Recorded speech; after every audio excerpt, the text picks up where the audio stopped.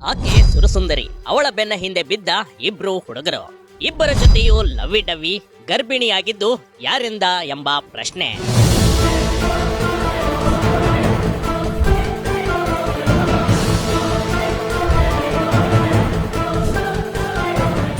ಈ ಪ್ರಾಯ ಅನ್ನೋದು ಮರಕೋತಿ ಆಟ ಆಡಿಸಿದಂತೆ ಕಣ್ರಿ.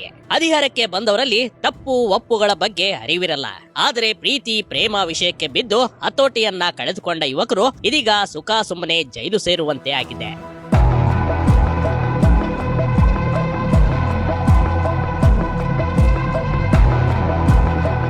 ಅಂದಹಾಗೆ ಇದು ಬೆಳಗಾವಿ ಜಿಲ್ಲೆಯ ರಾಮದುರ್ಗದ ಹಳ್ಳಿಯೊಂದರಲ್ಲಿ ನಡೆದ ಘಟನೆ ಕಣ್ರಿ. ಈ ಹುಡುಗಿಗೆ ಸರಿಯಾಗಿ 18 ವರ್ಷವೂ ಕಂಪ್ಲೀಟ್ ಆಗಿಲ್ಲ. ಆದ್ರೆ ಈ ವಯಸ್ಸಿಗೆ ಇಬ್ಬರ ಲವರ್ ಹೊಂದಿದ್ಲು. ಇದು ಇಷ್ಟಕ್ಕೆ ಇರ್ದಿದ್ರೆ ಏನೂ ಆಗ್ತಿರ್ಲಿಲ್ಲವೇನೋ ಅನ್ಸುತ್ತೆ.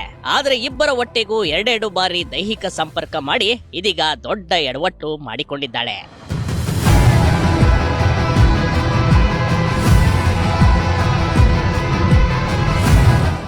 ಇಬ್ಬರ ಹುಡುಗರನ್ನ ಆಟ ಆಡಿಸಿದ್ದ ಹುಡುಗಿ ಮದುವೆಗೂ ಮೊದಲೇ ಆದಳು 7 ತಿಂಗಳ ಪ್ರೆಗ್ನೆಂಟ್. ರಾಮದುರ್ಗದ ಬಾಲಕಿಗೆ ಹೊಟ್ಟೆ ನೋವು ಕಾಣಿಸಿಕೊಂಡಿದೆ. ಅದಕ್ಕಾಗಿ ಆಕೆಯನ್ನ ತಾಲೂಕಾ ಆಸ್ಪತ್ರೆಗೆ ಕರೆದುಕೊಂಡು ಹೋಗಲಾಗಿತ್ತು.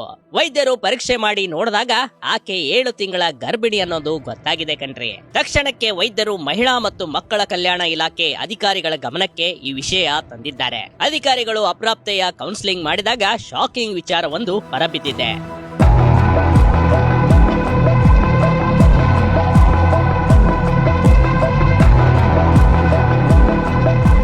ಇಬ್ಬರ ಜೊತೆಗೂ 2 ಸಲ ದೈಹಿಕ ಸಂಪರ್ಕ ಹೊಂದಿರೋದಾಗಿ ಬಾಲಕಿ ಹೇಳಿಕೊಂಡಿದ್ದಾಳೆ.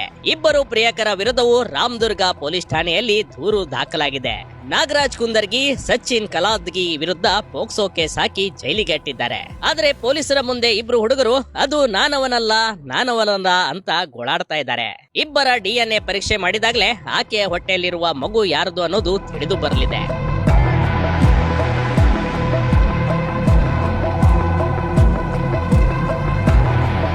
ಆದ್ರೆ ಬೆಳಗಾವಿಯ ರಾಮದುರ್ಗದಲ್ಲಿ ನಡೆದ ಘಟನೆ ಇದು. ಪ್ರತಿಯೊಬ್ಬರು ಯುವಕರು ಮತ್ತು ಯುವತರಿಗೆ ಪಾಠ ಆಗ್ಬೇಕು ಕಣ್ರಿ.